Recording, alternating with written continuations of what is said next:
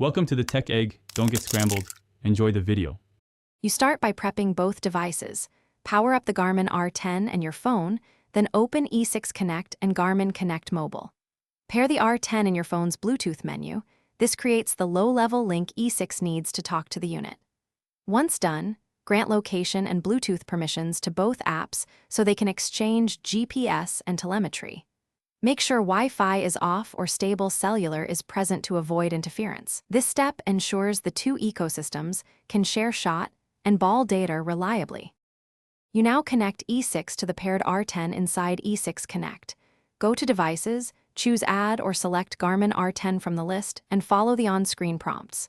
When the R10 ID appears, confirm the PIN if prompted and allow the app to access sensor data.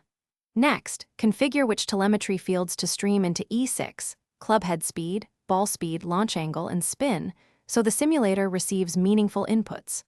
Once set, run a quick calibration shot to verify real-time values feed into the E6 interface. You finish by calibrating and validating the setup.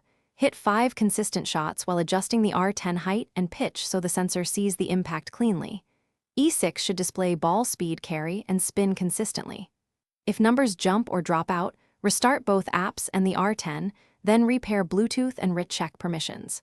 Make sure the R10 firmware and E6 Connect are updated. Mismatched versions often cause dropouts.